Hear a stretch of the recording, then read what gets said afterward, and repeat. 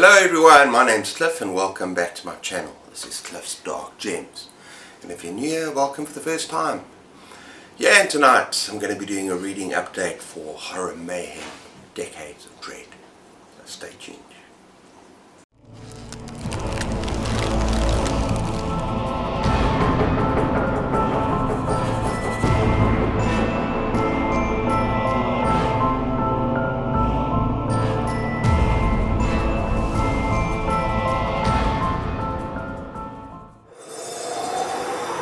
Okay everyone, just a reminder that Horror Mayhem is just about reading horror, short horror from different decades, under 250 pages.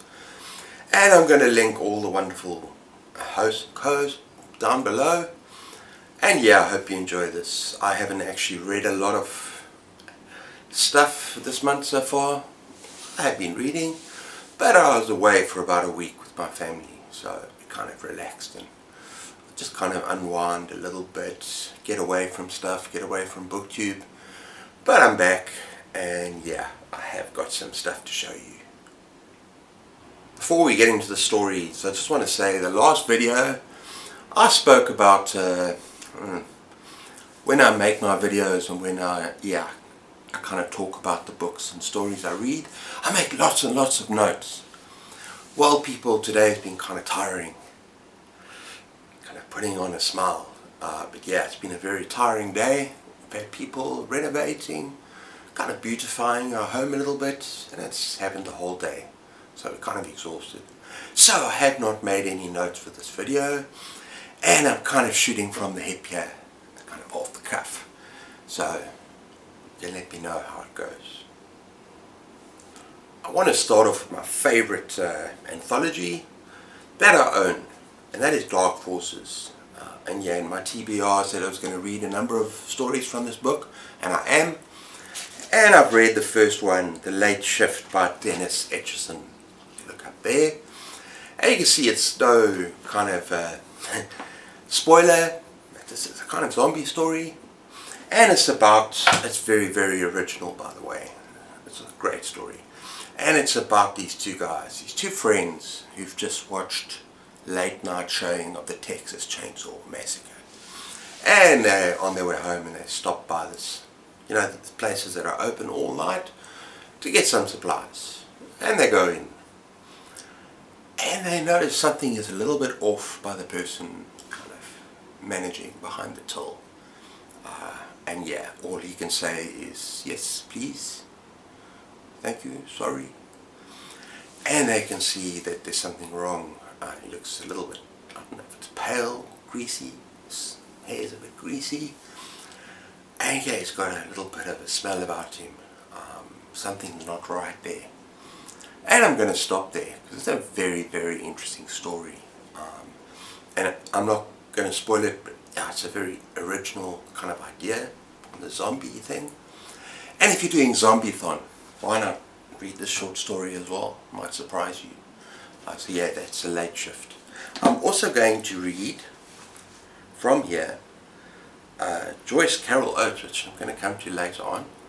The Bingo Master, Children of the Kingdom by T.E.D. Klein, which I absolutely love that story.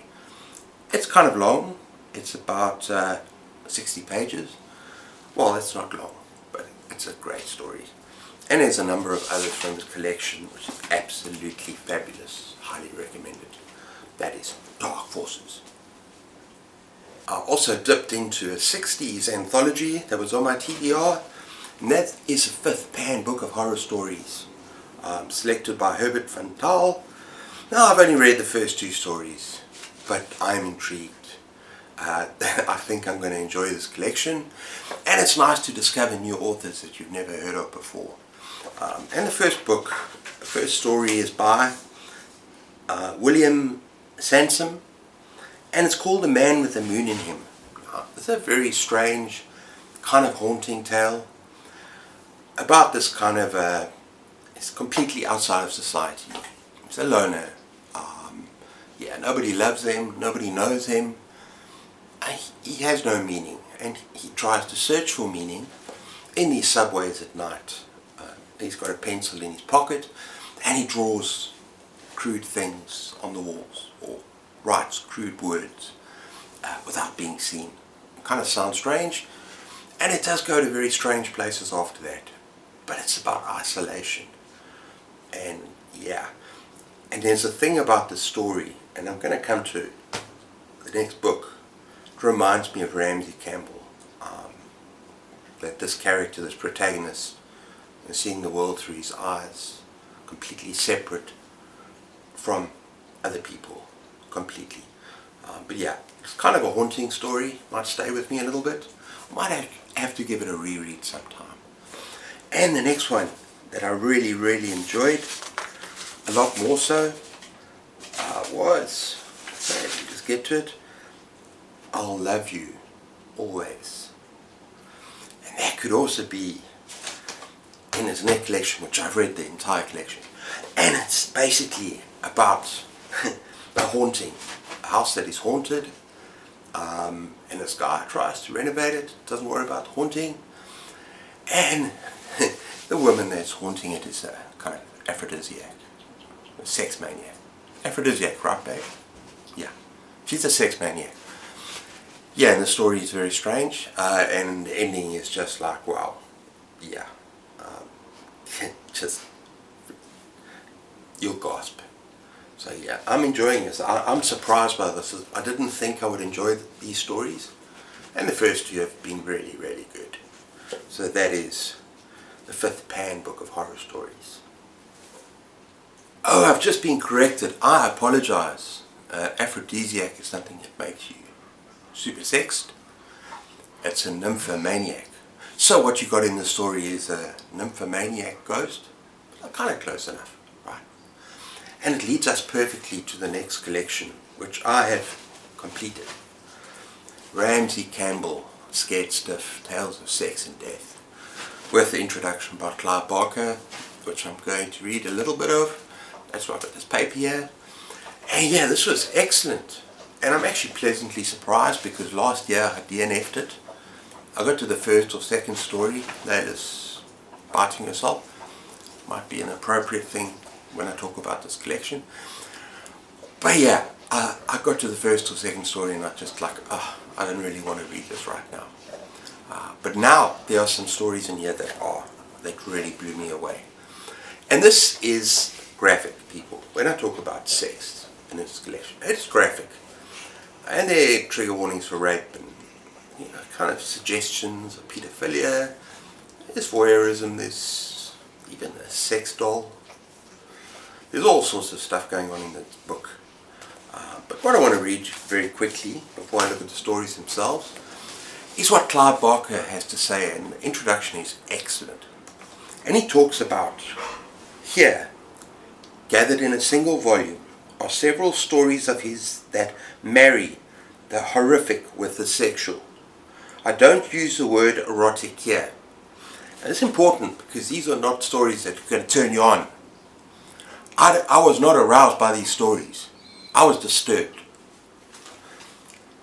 For I think the sexual material in his tales serves as a far more complex function than straightforward titillation. Titillation? Yeah. For one thing, it is never narrative aside an overheated oh wait, no. What would Sheldon say? Coitus. An overheated coitus. Before the horrors begin afresh, but rather a central and eloquent part of the story's texture. For another, so basically things are not latched on. It's not like sex scenes that are latched on to turn you on. It's not like that. The whole thing is integrated. And it's disturbing. And it's unsettling. And the stories are not meant to turn you on. For another, actors in these scenes, the humans, and I have to say thank you, Clive, for this, are seldom the deodorized sweat of stuff of fantasy. Layla. But the same, pale buttocks, stale sweated individuals we all of us greet every morning in our mirrors. Thirdly, and most pertinently, the sexual material is marked by Ramsey Campbell's unique vision, just as everything in his fiction is marked There's a sense of isolation. There's a sense of desperation. There's a sense of Layla scratching and biting herself right now. But Ramsey Campbell, his fiction is unsettling, and it's atmospheric. And yeah, these protagonists are not likable. You don't enjoy them, and the sex scenes are uncomfortable. Okay, and finally, and yeah, I hope Layla's panting and biting, leg, all that stuff. I hope that kind of enhanced the atmosphere of the fact that the sex in this book is not good, right? Okay, but finally, I want to talk about Joyce Carol Oates' Zombie. Now, am I enjoying this book? People, not really so much, I'm afraid. The narrative style is frustrating. Yes, you're inside the head of the serial killer, and it's all about Jeffrey Dahmer, and you can see straight away. And Zombie is not like a kind of a Night of the Living Dead, but Jeffrey Dahmer, what he wanted to do, and it's not really a spoiler for this book. He wanted to create his own zombie love doll, right? And this book kind of mirrors that. And this character screwed up. But for the first 40 pages, 40 pages, it's more just about his family, and there's kind of a reference to when he kind of sexually assaulted a child or something when he was younger. And it's about his doctors and therapists and places he's been, and now he's an adult, and it's kind of jumbled. I don't like the way it's written so much. And it's only now in the last 10 pages or so that it's getting pretty damn sick and twisted. And it is sick. But I'm only 60 pages in. I've still got about 100 pages. Maybe it'll get a lot better. If you've read the book, let me know if I should continue. Well, I'm going to continue because it's short. But I expected a lot more of this book. And yeah, I can compare it to another book that was incredibly sick and disgusting. Exquisite Corpse. But I love that book because it is so well written. It is beautiful. I'm not getting that from Zombie. So yeah, we're going to have to see. Look, I'm going to finish it. Let me just read the first page just to give you an idea. Because you're inside his head. Sometimes it's all over the place. And it sounds, and he doesn't mention his name. Okay? He's Quentin P. And he calls himself QP. And he doesn't mention his parents' name or anyone's names.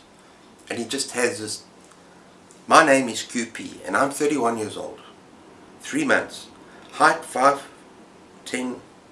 feet 10, weight 157 pounds, eyes brown, hair brown, medium build, light scattered and freckled on arms, back, astigmatism in both eyes, blah blah blah blah blah. I never contradict. Okay, I'm not going to carry on.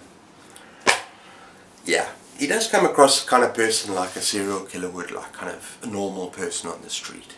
You know, maybe wears glasses, normal kind of build. Someone's capable of anything, but in front of parents and doctors and stuff, just kind of passive. But what's going on in their head is something completely different. And I'm only getting there. I can see now this book is going to be disturbing, but I've got concerns about the way it's written. So yeah, let me know what you think about Zombie. Okay everyone, so that's my video for tonight. Let me know if you've read any of those stories. If you would like to read them, have a conversation with me in the dark spaces down below. I'd love to hear what you think. And yeah, I'll be giving another Horror Mayhem update fairly shortly, now that I'm back. And yeah, I hope you're all doing well. Take care of yourselves, people, and keep those pages turning. And cheers.